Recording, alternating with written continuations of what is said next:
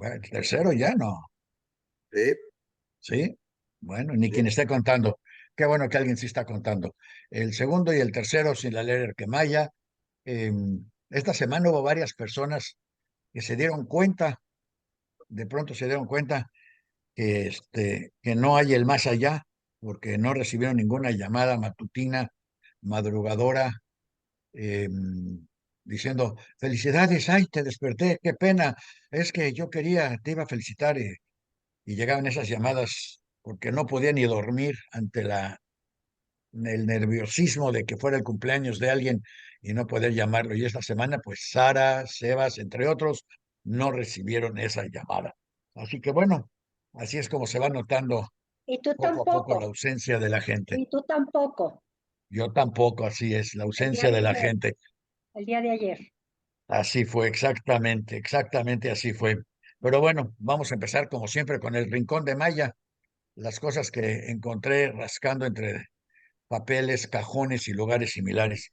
Hoy tengo un llavero, miren, un llavero Bobe Maya, escrito en Yiddish, no sé quién se lo hizo porque la gente cuando hace cosas no se le ocurre nunca poner fecha y firmar, y hay veces que firman y no ponen fecha, y hay veces que ponen fecha y no firman. Pues para quien hizo esto, pues acá está, ya lo encontramos. También alguien más que le dio identificaciones a Bobe Maya, miren, novedades y Gli Comunicación, pero si usted cree que era suficiente, no. Asociación Nacional de Periodistas, Asociación Nacional de Periodistas, luego Asociación de Periodistas y Escritores Judíos de México. ¿Qué más? ¿Qué más? Ah, y luego, las buenas, mira. Una es una tarjeta de crédito que no, ya no sirvió, ya la probamos, pero ya no sirvió. No sé cómo se enteran, pero ya no sirvió.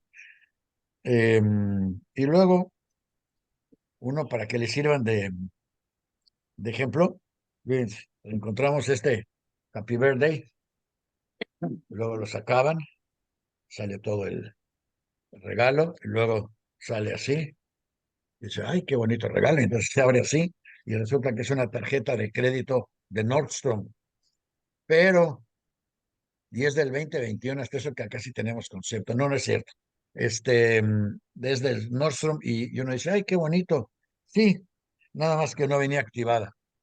Alguien fue, para que tengan ideas así raras, alguien fue a Nordstrom, agarró una tarjeta de esas de regalo, la metió en un sobre, muy bonito sobre, qué bonito sobre, se lo regaló y se le olvidó ponerle saldo a la tarjeta. Lo que es importante es que independientemente de todo eso, y de que realmente la teníamos prácticamente a dieta de agua y pan, ella encontraba cómo hacerle para sacarle sus ahorraditos y mandar donativos a las organizaciones femeninas de la Keile, entre otras. Acá está un donativo que dio Yo, según yo, estaba de hace conectada a alguien. años, 1,000 pesos al Otra por Freudenverein. entrar. Entonces, es así el rincón de no me dan fondos, pero yo encuentro de dónde sacarlos y de todos modos doy donativos para quienes trabajan para la comunidad. Para quienes no sepan también, en alguna ocasión existía en México Standards y para ser locutor había que hacer un examen y pasar el examen. Y el examen requería que uno supiera por lo menos saber leer y escribir, Y también se requería queda. que uno supiera más o menos hablar y requería del conocimiento de más palabras que groserías. Todas las groserías juntas no valían en el examen, había que pasar el examen. Ella todavía fue de la generación que pasó el examen de la Dirección General de Educación Audiovisual, la cual hoy está también congelada, porque ya saben, está llena de corruptos igual que todo. Entonces, este es el rincón de Maya. Cómo nos lleva hacia adelante y hacia atrás de eventos. Miren, para quienes no lo sabían, yo creo que ni ellos lo sabían, Miriam y Arturo Janovitz. Una tarjeta de felicitación de Miriam. ¿Alguien conoce a Miriam y Arturo Janovitz? Acá está su tarjeta de felicitación que mandaron y que gracias a que sí le pusieron nombre y sí le pusieron fecha, sabemos quién es, cuándo la mandó y qué es lo que decía. Y así como guardaba estas tarjetas, todas las que recibió. ahora estaríamos perdidos porque todo estaría electrónico y no encontraría yo nada.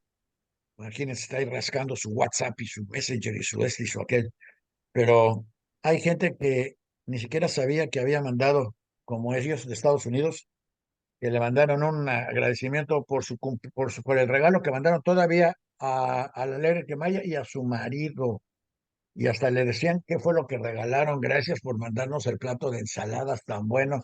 Y debo de decir que estos que recibieron el plato de ensalada se volvieron vegans y solo comen ensaladas, así que el plato principal fue el que les regalaron mis papás en esta boda a Danny y Stacy. Para que vean, uno nunca sabe, les regalaron el plato de ensaladas que les gustó, yo creo, y resultó ser el plato principal en la comida de esta gente. Bueno, esto es el Rincón de Maya del día de hoy. Tenemos muchas otras cosas, pero la verdad es que obviamente las vamos a ir dosificando. Tenemos como invitados hoy a Tessy Sulkin y nada más. No sé si tenemos a Seperhum o Sedihum. Sí, sí, tenemos a Sedihum y tenemos a Tessy y tenemos a todos para seguir con el tema. Pero antes tengo que decirles algo porque tengo que abrir un párrafo.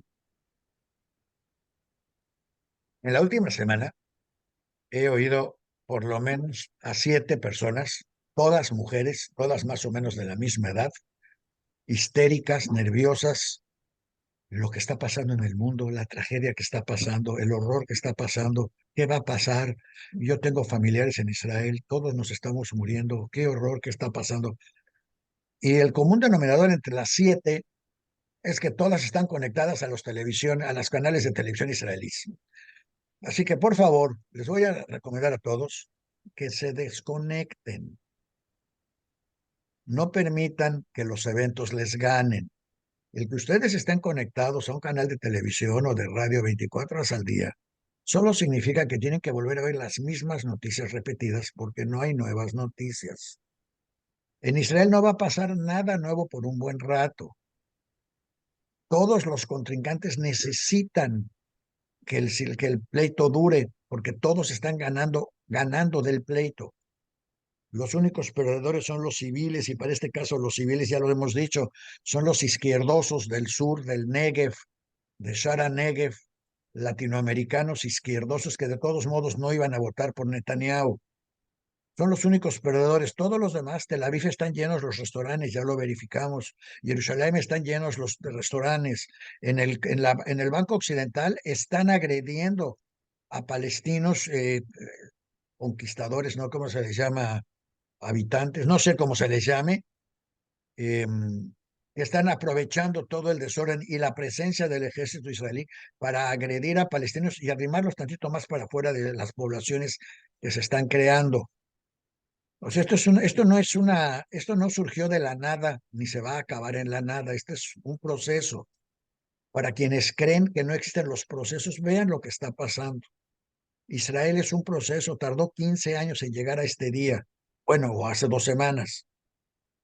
Va a tardar años en salir de esto. Máxime que quienes están en Israel hoy jugando las cartas, por así llamarle, son dos grupos otra vez extremistas.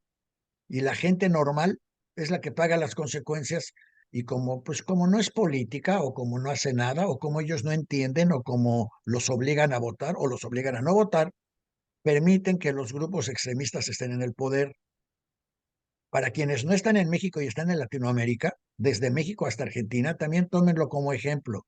No ser políticos es garantía de que la política los va a afectar. No querer meterse es garantía de que se van a meter con ustedes.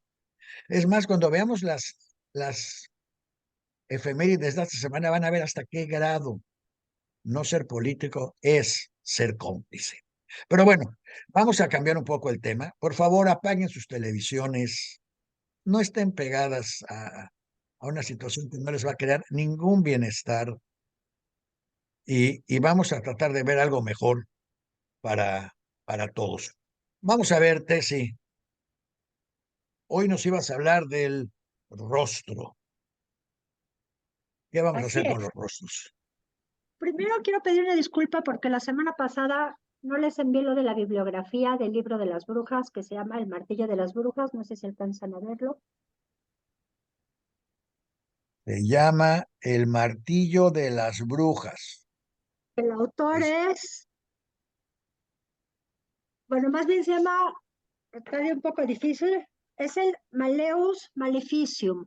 Y es donde viene compilada toda la brujería que podía existir y además los castigos que recibía cada uno. El autor, más bien, tengo una traducción, realmente no hay autor, Miguel Jiménez Monteserín. La editorial, la edición es del 2002 y la editorial Maxtor. La verdad, pues es un libro interesante, más no de lectura, porque se les pueden ocurrir muchas cosas para empezar a hacer cositas. Pero aquí está el martillo de las brujas. Ya lo teníamos, me dicen que ya estaba puesto en la memoria de la semana pasada. ¿Y estuvo? Perfecto. Sí. Entonces vamos con lo siguiente. La lectura del rostro es algo muy interesante y viene, al igual que la lectura de la mano, desde la Torá. Hay diferencias. La lectura del rostro es cómo nos encontramos en este momento o cómo nos encontrábamos en tiempos pasados según una fotografía que pudiéramos interpretar.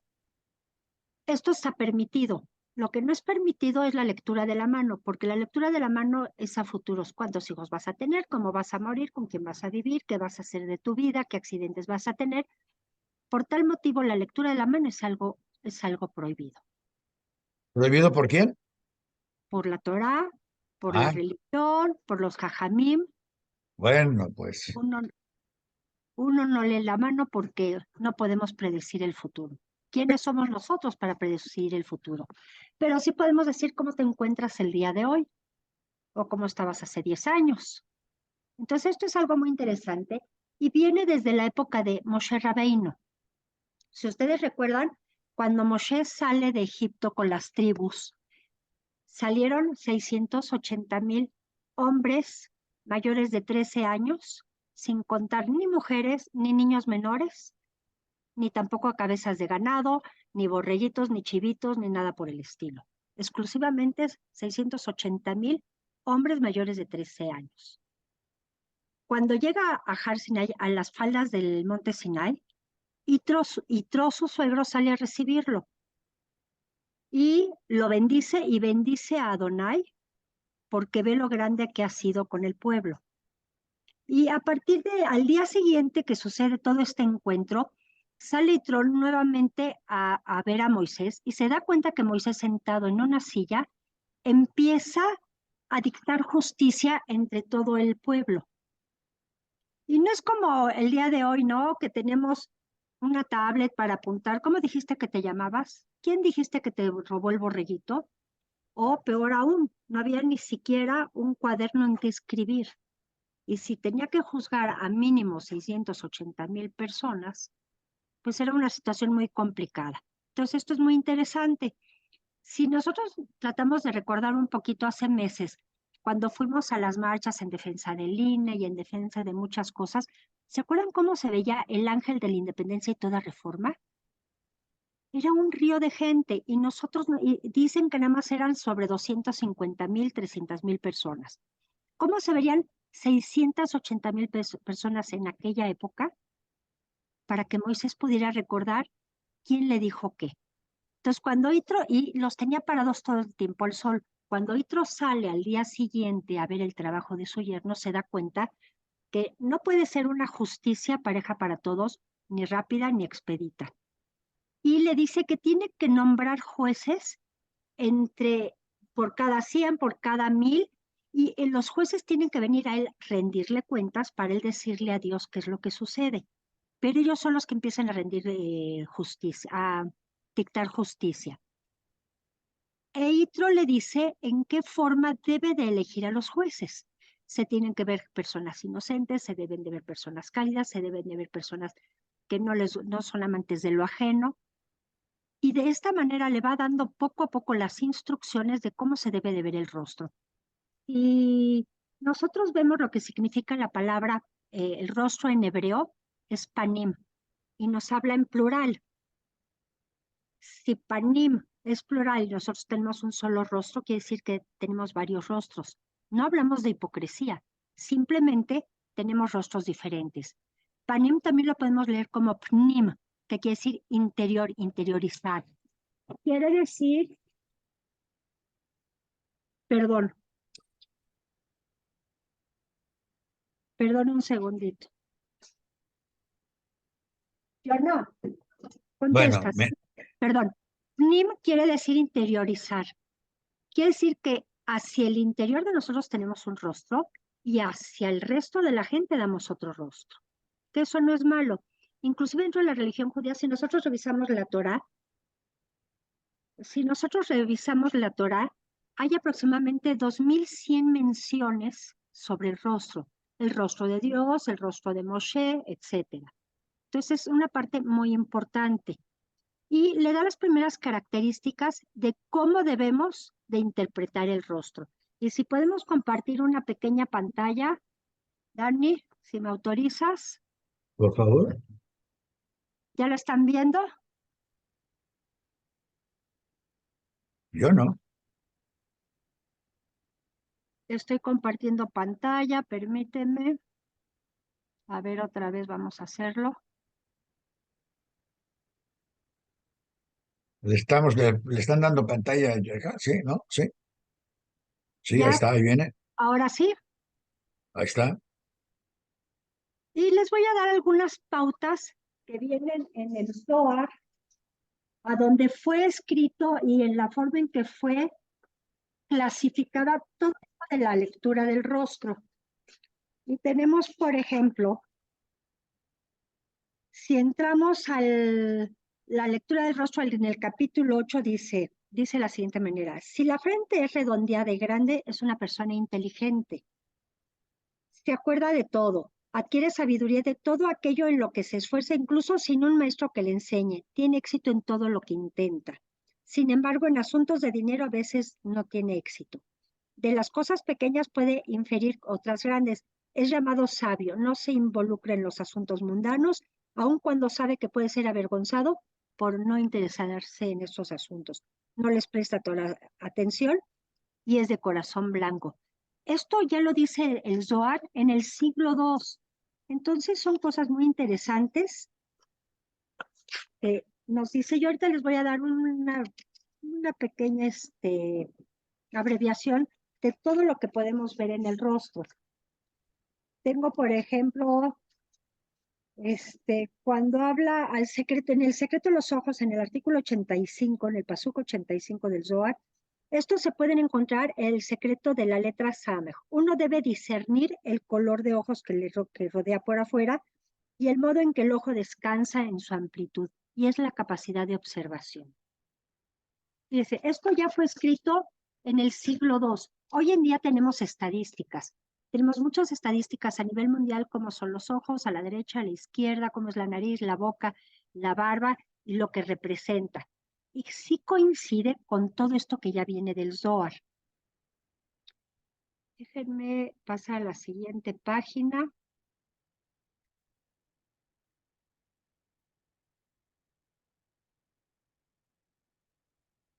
¿Sí?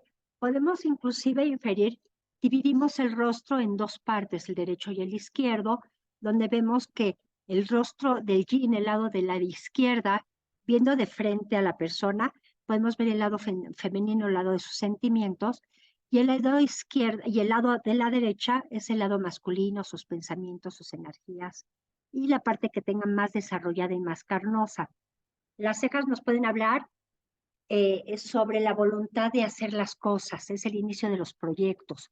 Las pestañas fuertes habla con la atracción. Los párpados, las expectativas que tenemos de la vida. Ojos, la manera de ver la vida. Realmente siempre hemos dicho que los ojos son el espejo del alma y podemos intuir cómo es una persona, su sinceridad, sus sentimientos.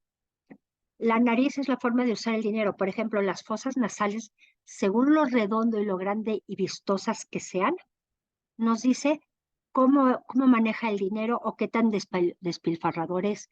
También no nomás despilfarra dinero, sino despilfarra amor, sentimientos, cariño, etcétera.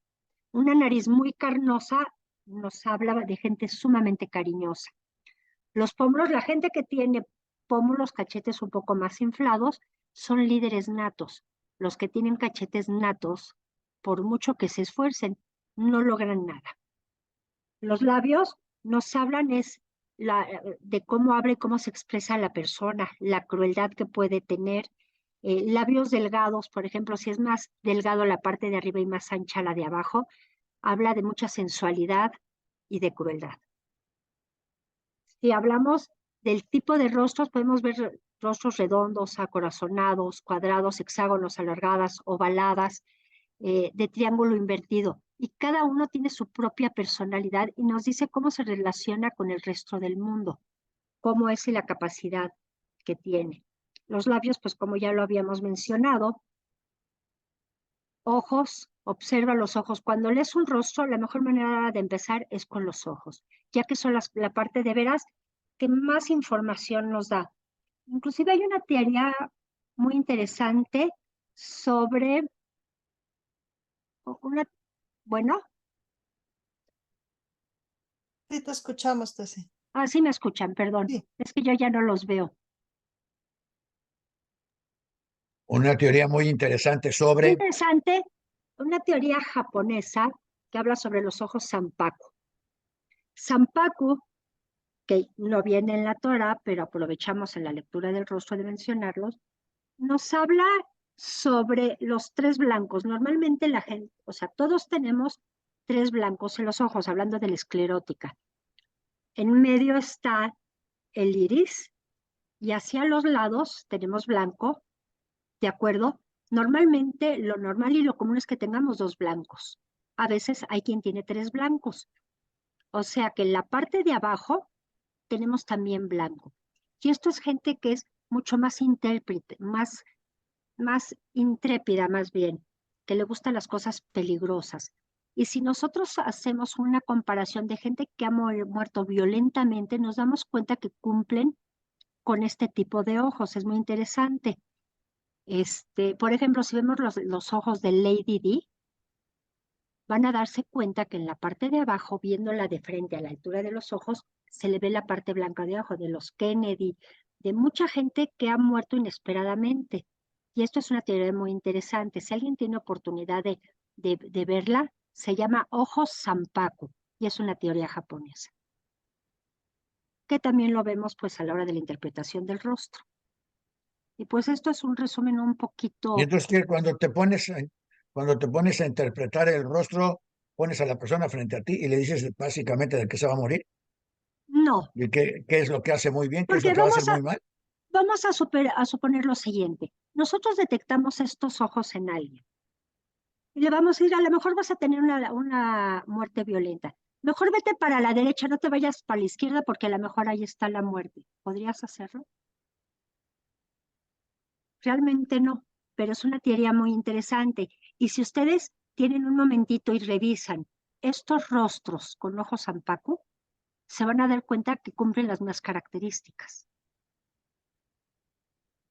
Muy bien. Ahora pónganse a estudiar y junten sus preguntas y mándenselas por acá, mándenlas a info@diariojudío.com y se las haremos llegar a Tessy para que les conteste todas las preguntas que pueda contestar y las que no pueda contestar, pues se las regresamos y les decimos que no se pueden contestar. Esto, ¿dónde dijiste que se estudia, se trabaja, se aprende o se lee o Interpreta sé qué? las bases, los orígenes, vienen de la Torá y después del Zohar. Y ya después, al día de hoy, pues tenemos mucha estadística que efectivamente confirman todos estos hechos.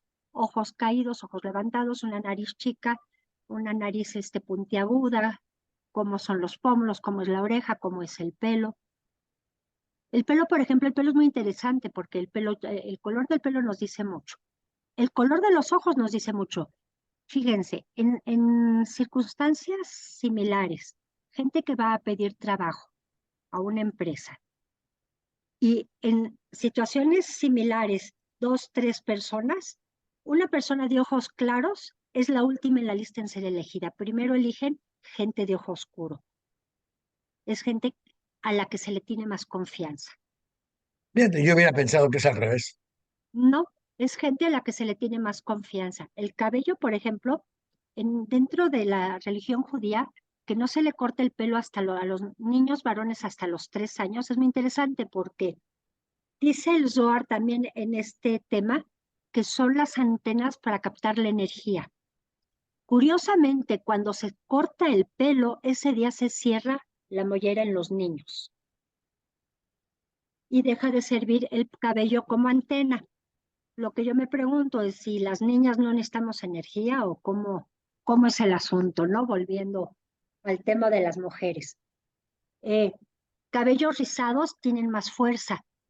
El cabello rubio, el cabello débil, tiene menos energía. ¿Sí? Inclusive por ahí hay un dicho de háblame despacio porque soy rubia natural. Efectivamente, de alguna manera, las mujeres de cabello claro tienen menos energía y están más ocupadas en otro tipo de labores que en el desarrollo de la inteligencia.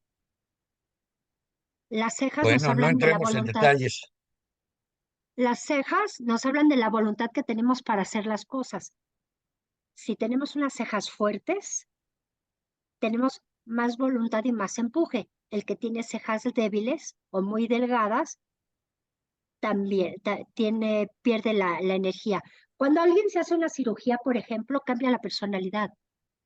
El que se opera la nariz, las orejas, los ojos, cambia la personalidad. De alguna manera, toman más confianza en sí mismos y la personalidad cambia. Bueno, más bien a lo mejor es al revés, porque toman conciencia de sí mismos y solo piensan en cómo se ven, se operan. Y se operan. Y cuando dejan de pensar de qué mal me veía yo, tienen más libertad y más confianza para mayor simpatía, concentrarse más en las cosas de la vida diaria. Una nariz carnosa es gente muy cálida.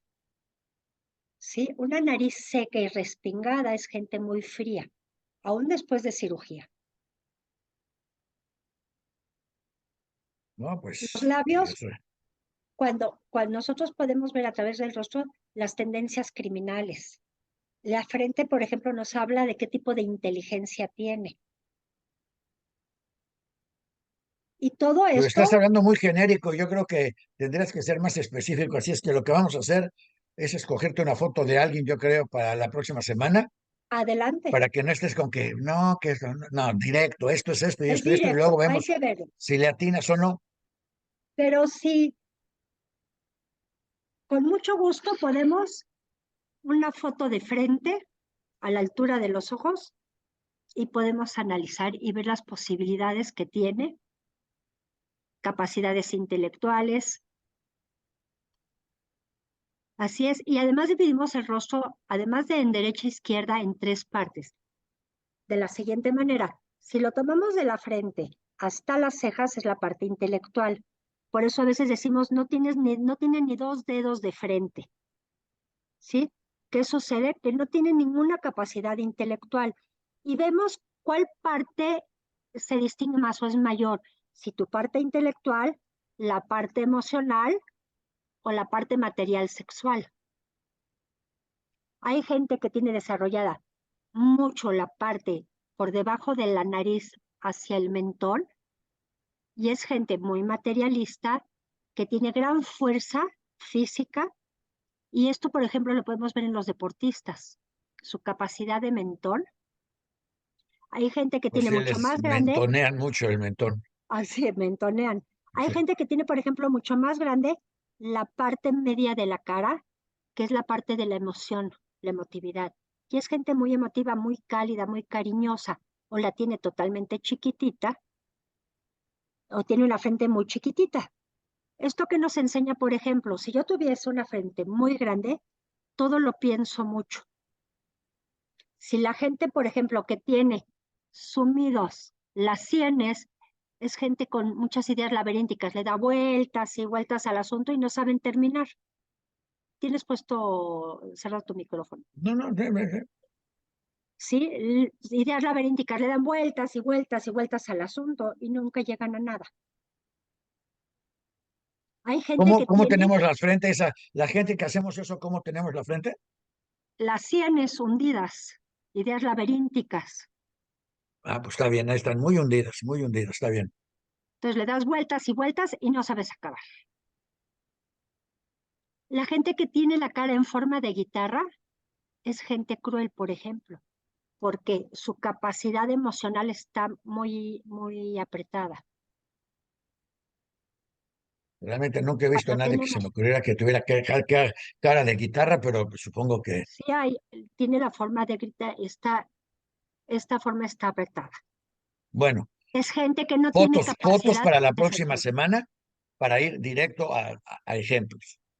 Porque Exactamente. ahorita tenemos a otras personas que se dedican no a frentes, ni a la Frente Popular, ni al Frente Revolucionario, ni al cachete del vecino, sino a juntar papelitos. Ya sabes, así como el Rincón de Maya, ellos juntan papelitos de la comunidad y luego salen con que mira qué papelito me encontré y quieren hablar de sus papelitos. ¿Qué te parece si los dejamos ellos hablar de papelitos y regresamos contigo, ya sea que antes de que acabe el programa, para cerrar con broche de oro o con las fotos para el próximo programa? ¿Las quieres así en vivo y en directo o quieres tener tiempo para verlas antes? Mándame unas cuantas antes o lo hacemos en vivo. Lo podemos En hacer vivo en para que vivo. la gente vote y se apunte y haga todos sus...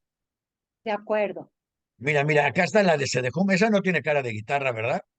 Para nada. Y Pero miren los lentes de cachetes. pensador o no. Si te quita, Carmen, si te quitas los lentes, A ver, Carmen, vamos a ver. fíjate. No le digas la verdad si es mala, ¿eh?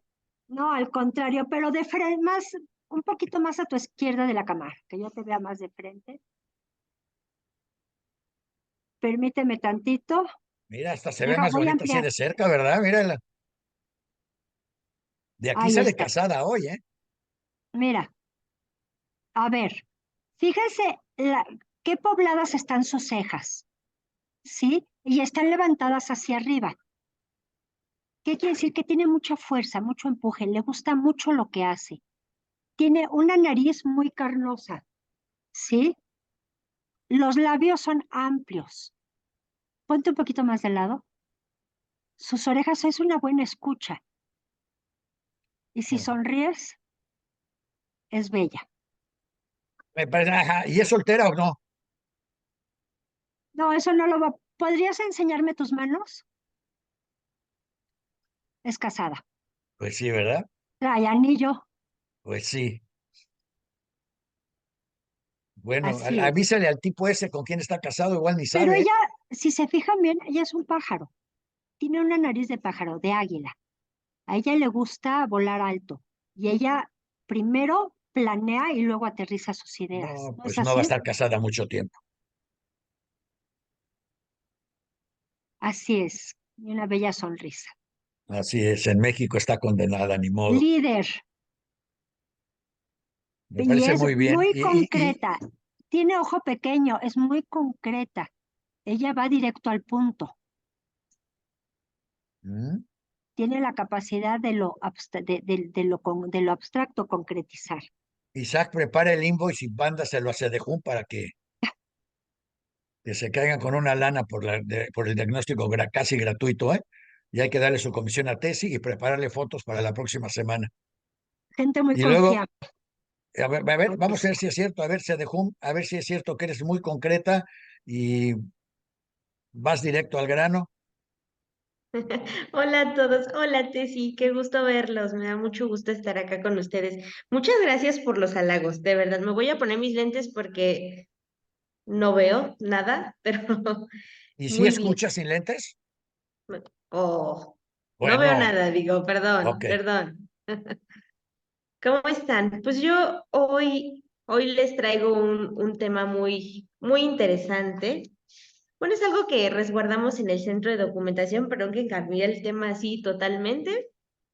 Y es hablar un poquito de la historia de el Comité Central Israelita de México, que bueno, como todos sabemos, fue el antecesor del Centro de Documentación, perdón, del Comité Central de la Comunidad Judía, y que es uno de los acervos que nosotros resguardamos aquí en el Centro de Documentación. Y hablo específicamente hoy del Comité Central Israelita de México, porque justo su historia está muy ligada a una de las fechas que se conmemoraron esta semana, que es el 9 de noviembre de 1938, la Noche de los Cristales Rotos.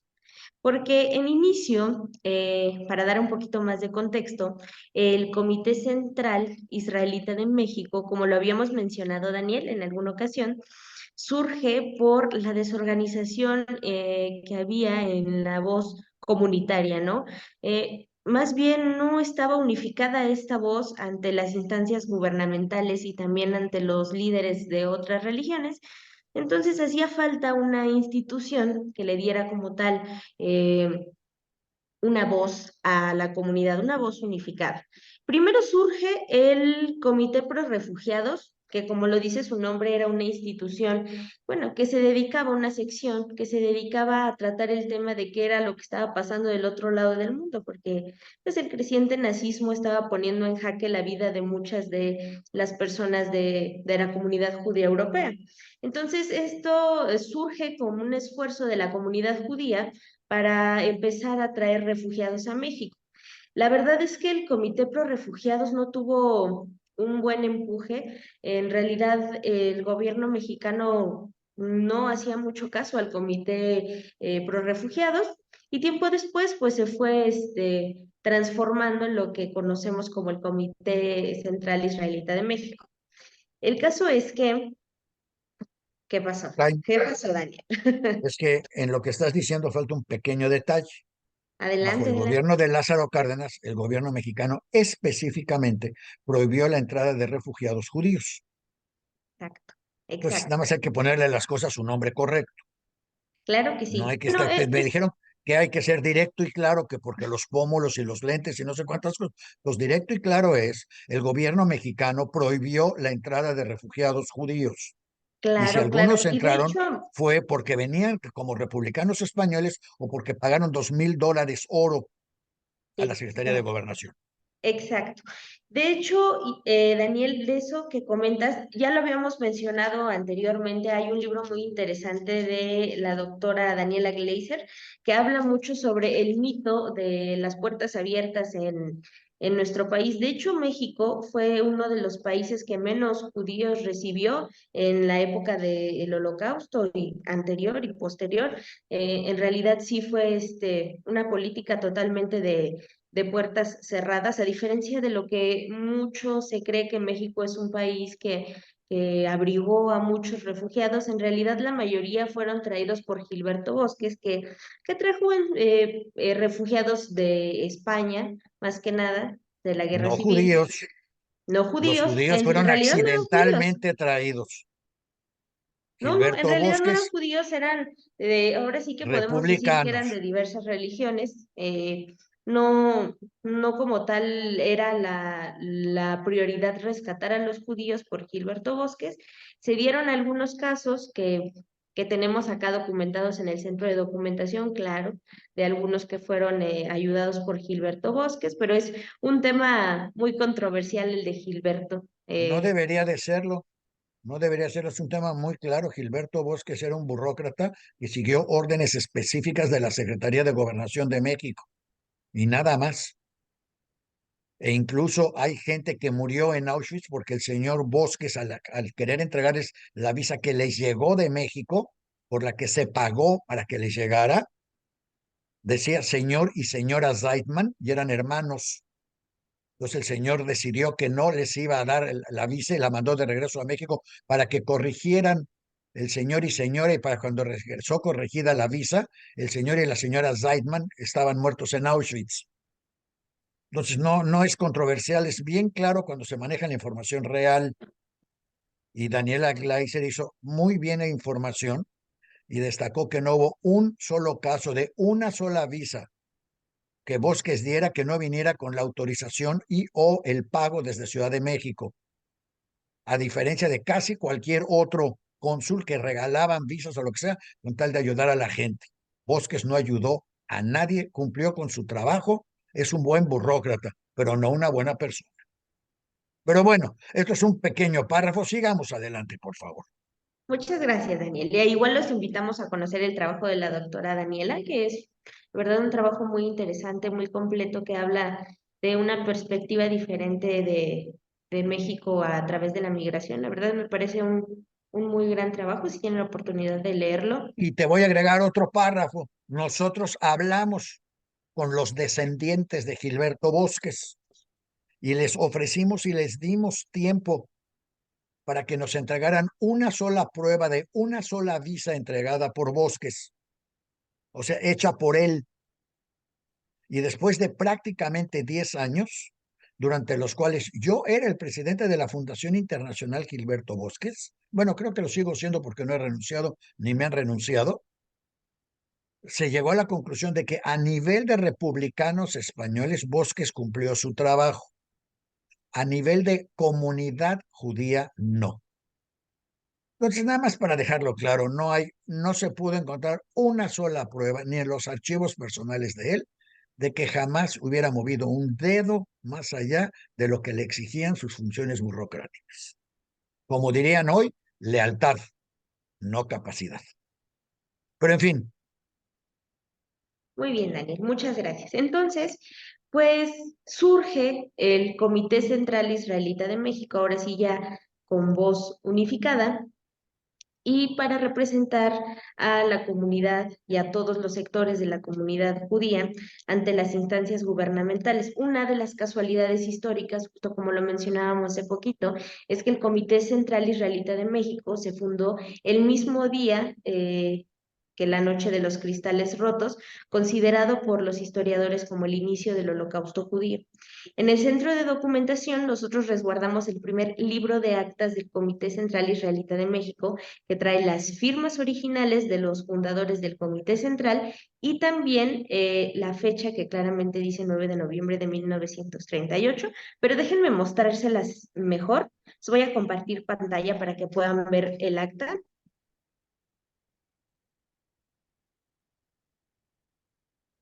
Ok, ahí se puede apreciar. Muy bien. Creo que ya, pero déjenme enseñarles la primera acta, porque esta es parte del libro, pero esta es la tercera. Entonces, voy a mostrarles acá. ¿Sí se puede apreciar o no, verdad? A ver.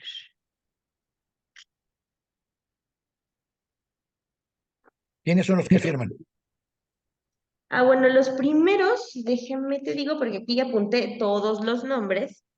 Bueno, el comité quedó integrado por León Béjar, Marcos Corona, el doctor Frank, Jacobo Glantz, los señores Kalach y Kaiser, Jacobo Katz, Jacobo Landau, Víctor Mitrani, Sam Rosen, Teófilo Sacal, Gregorio Shapiro, León Suraski también, que por acá también tenemos el fondo documental de León Suraski, Alejandro Wellerstein, Arturo Wolfowitz también, que tenemos también su fondo documental.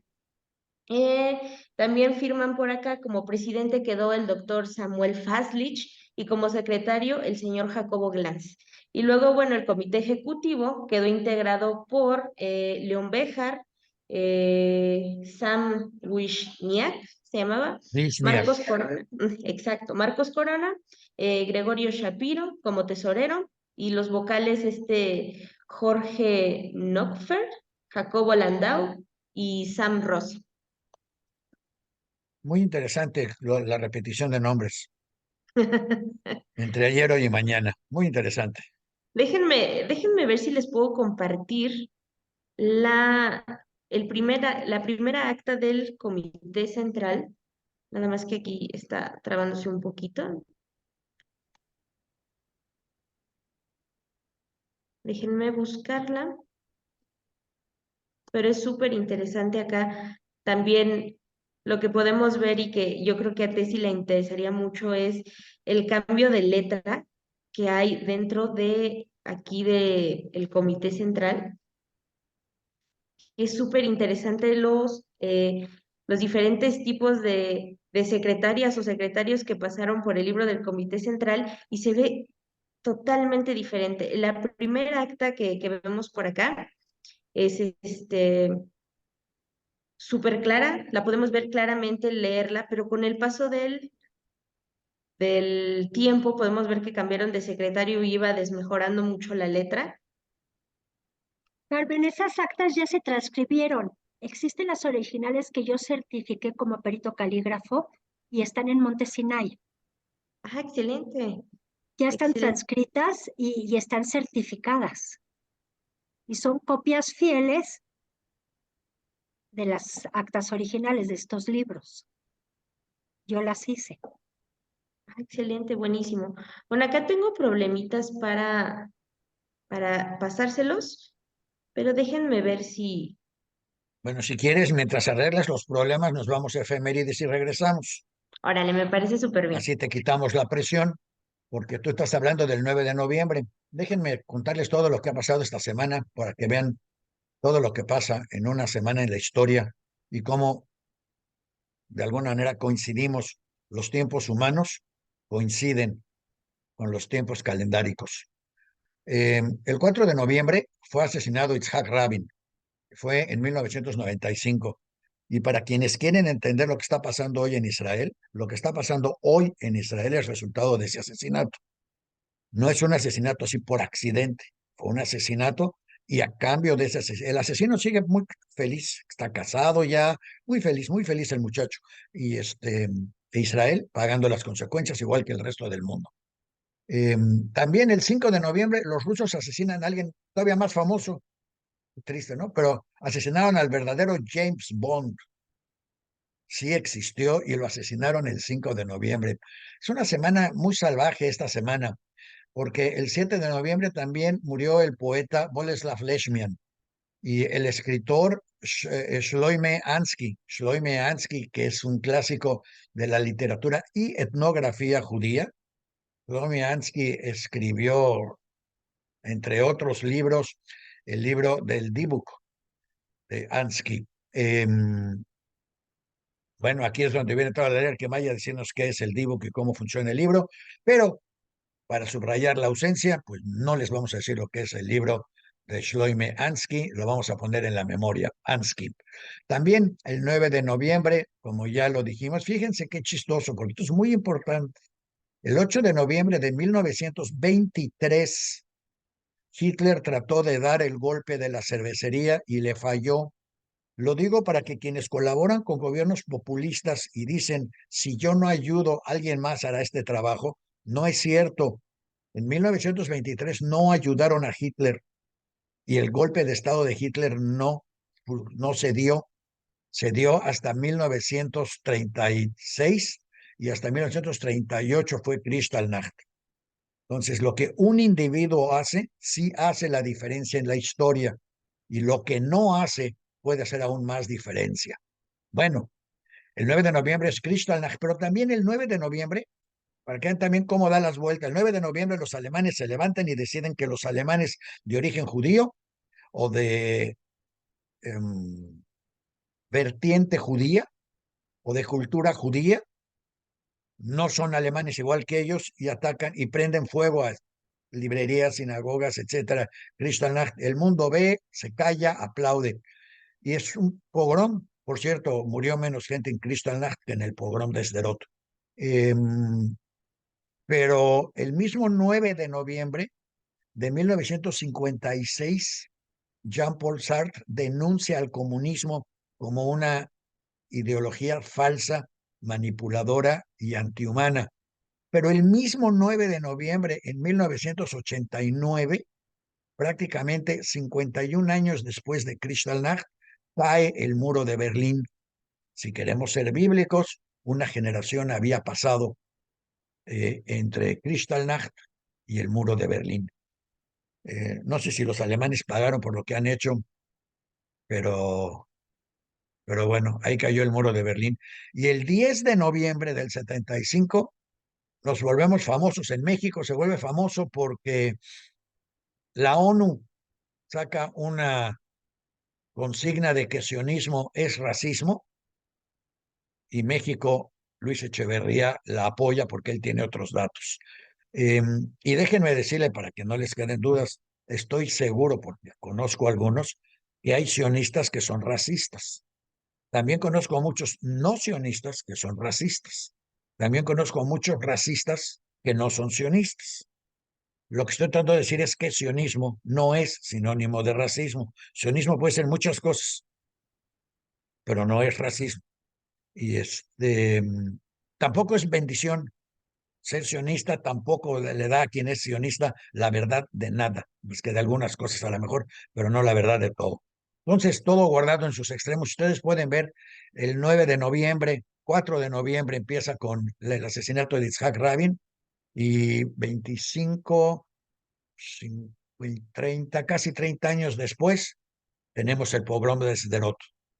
De alguna manera, yo diría que hay una relación histórica neta y clara entre los dos eventos. Entonces, para quienes están viendo minuto a minuto qué pasa, dejen de ver minuto a minuto qué pasa. Traten de entender mejor año a año cómo un evento puede provocar otro evento y cómo evitar eso. Lo que pasó en Sderot era evitable, pero no se evitó por ninguno de los dos lados.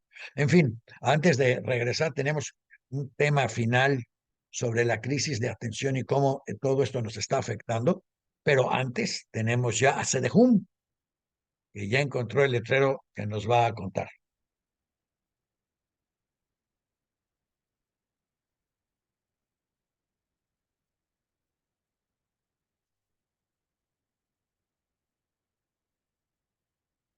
Háblase de Hum. Listo, ya. Aquí, creo que aquí ahora sí ya lo pueden apreciar mucho mejor,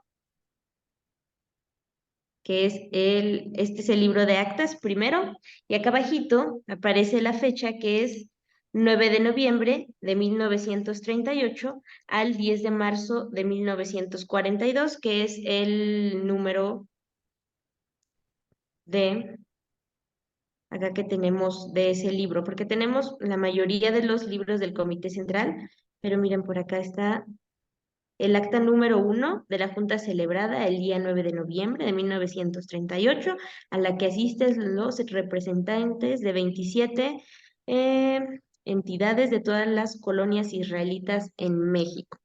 Ese es el original que nosotros tenemos. Acá están las firmas originales y déjenme mostrarles acá. Mira, el primero que firma es mi tío, mi primo, mi algo. Yo ni sabía que estaba activo en estas cosas. Yo lo hacía muy ¿Sí? separado ¿En de todo serio? eso. A Sí, ver, Wolfowitz. Arturo Wolfowitz. Sí, ¿A poco? Él fue el segundo presidente del Comité Central. fíjate. Que ese Ujú. aguardito se lo tenía, ¿verdad? Y aquí tenemos todo su fondo documental, de hecho es de los más importantes que tenemos porque resguarda fotografías con Albert Einstein, con su firma original de Einstein, medallas, un montón de cosas súper interesantes que tiene el fondo Wolfowitz y que tenemos aquí en el centro de Mira, también está documentación. Warman. Se trajo a la familia porque Warman y Wolfowitz somos la misma familia. A ver, ya le acerqué un poquito más.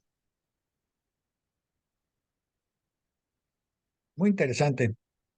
Déjame Bueno, León enseñarte, Suratsky. sí, León Suraski, por supuesto.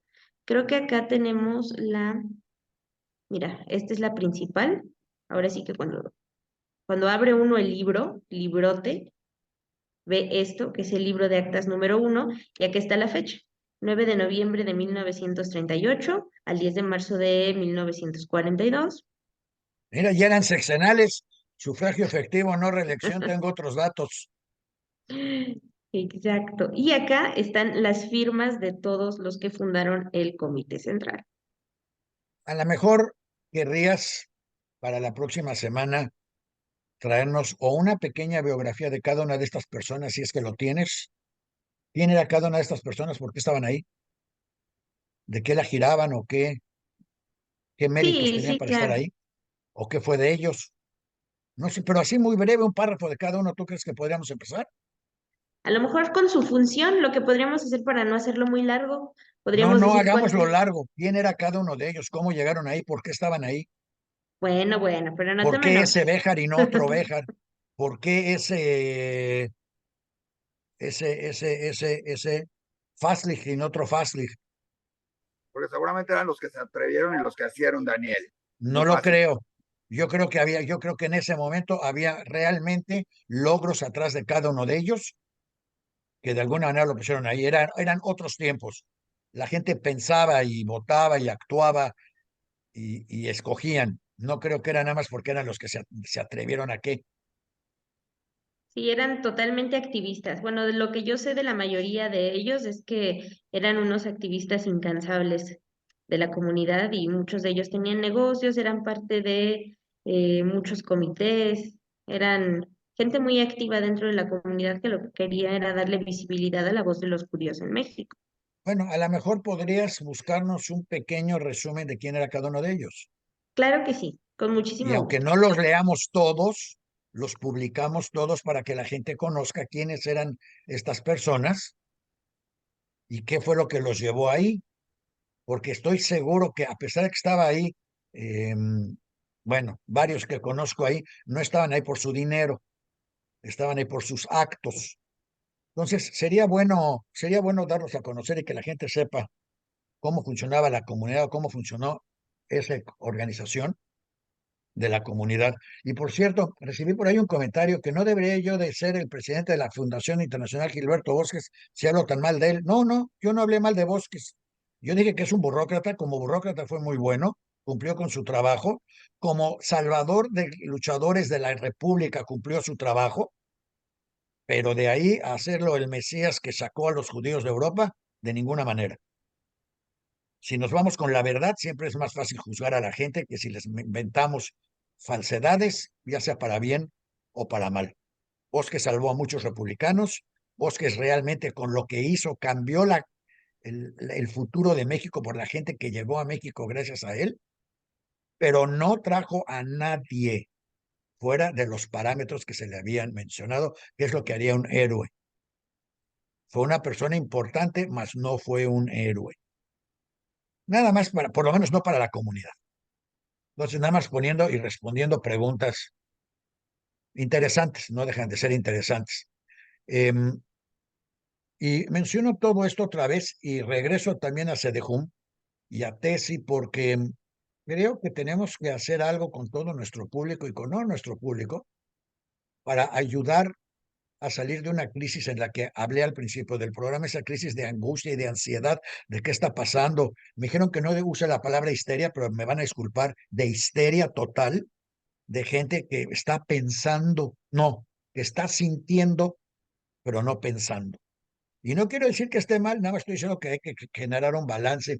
Y hubo una conferencia de Antonio Díez Lozano en el que mencionó, y quiero subrayarlo para terminar el programa y darle entrada al próximo precisamente, él menciona lo siguiente, dice que requerimos de la atención para poder entendernos entre nosotros. Si no pongo atención a lo que estás diciendo, no puedo entender ni lo que estás diciendo ni lo que quieres decir.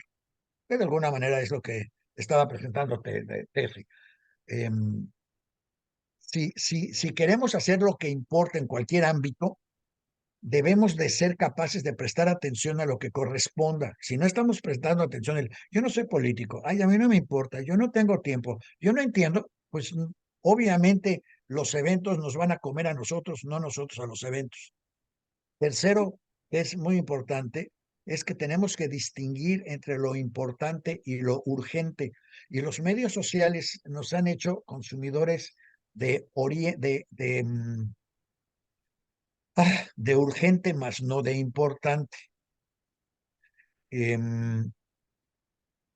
tenemos que tener más cuidado porque por hacerlo urgente no hacemos lo importante.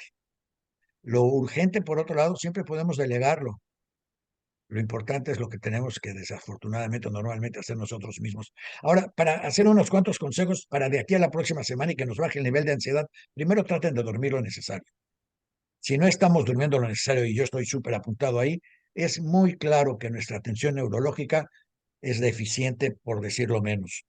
Segundo, hagan una lista de lo que tienen que hacer. Miren, yo hago una lista detallada de lo que tengo que hacer. No sé si se ve en la pantalla porque estamos haciendo otra cosa, pero yo tengo una lista de lo que hay que hacer y cuando acaba el día, me regreso a mi lista, me dan ganas de suicidarme por todo lo que no hice, pero muchas cosas no son culpa mías y otras sí son culpa mía y otras las dejé ahí.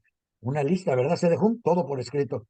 Y algún día, y en vez de tirarlas a la basura, las debería estar guardando para que cuando esto se vaya en una caja y no me entierran bueno, me entierran a mí o no, pero esto se vaya en una caja al CDJUM, digan, mira, tenemos sus listas escritas por su mano y obra, que nadie entiende porque es una letra muy rara, pero, pero ahí están las listas. Mi cuñado pidió que se le entrara con sus pounds, donde tenía todas sus listas todos los días. Y por culpa de los Rothschild no lo pudimos enterrar con sus pounds, pero eso es otra historia. El caso es que hay que hacer una lista. Luego, dice acá que usemos, esto me llamó la atención, volver a usar papel y lápiz y no nada más la pantalla electrónica, porque al escribir con papel y lápiz estamos grabando en el cerebro la misma imagen. Electrónicamente no lo grabamos ni en el teléfono y a veces hasta lo mandamos a la persona equivocada en WhatsApp o por email. Entonces, mejor papel y lápiz. Aquí pusieron cuidar la salud, pues sí, bueno, pues se cuida, no sé cómo se cuida la salud mental si no dormimos y no tomamos agua, pero lo que sí les puedo decir es la hidratación, porque la Lerer-Quemaya, lo que más, lo que más problemas le creaba es que no tomaba agua. Es más, el pobre Isaac le hizo alarmas electrónicas, letreros, pizarrones, toma agua, bebe agua. Solo faltaba que le hubiera puesto una pecera para meterla ahí para que absorbiera agua por ósmosis, agua, y de todos modos no tomaba agua. Y a cada rato otra emergencia porque estaba deshidratada y no pensaba y le duele la cabeza. Todo lo que pasaba, ella creía que todo lo que pasaba le quitaba las ganas de tomar agua, pero era al revés. Por no tomar agua, le pasaba todo lo que le pasaba. Somos seres de aguas. Entonces, tomen agua y tranquilícense, apunten sus pendientes. Dejen de ver televisión israelí, dejen de ver CNN de paso, vean mejor este programa, donde de todos modos les damos las malas noticias, pero miren, se las envolvemos en las hipótesis y las tesis de tesis, en los documentos de CDJUM, con todo y lentes y todo. Saludos al marido, por cierto. Y le damos por lo menos un giro un poco diferente a todo esto y les pedimos que sean responsables, tanto por lo que hacen, por lo que no hacen, porque todo lo que no hacen tienen consecuencias. Lo demostró Hitler, pudo haber desaparecido en el poch de la cervecería y alguien surgió y dijo, bueno, si no lo ayudo yo, lo ayudará a alguien. No es cierto. Voy a decir, Alfredo, no es cierto. Si no lo ayudas tú, no lo ayuda nadie. Y si no lo ayuda a nadie, no hubiera llegado. Y si no hubiera llegado, hoy tendríamos temas muy diferentes, a lo mejor los mismos, pero en envoltura diferente.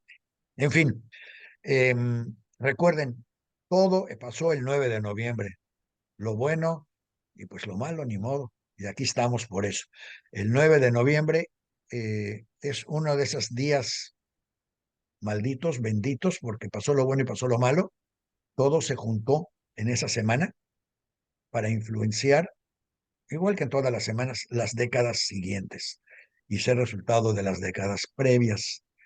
Entonces, no vean las efemérides como, ay, a ver qué pasó. No, no es a ver qué pasó. Véanlo como a ver qué va a pasar, a ver cómo se va a repetir. Y miren, los documentos de CEDEJUM lo demuestran. Lo que pasó se repite. Van a ver, ahorita que veamos las biografías de los de Comité Central, quiénes eran y quiénes son.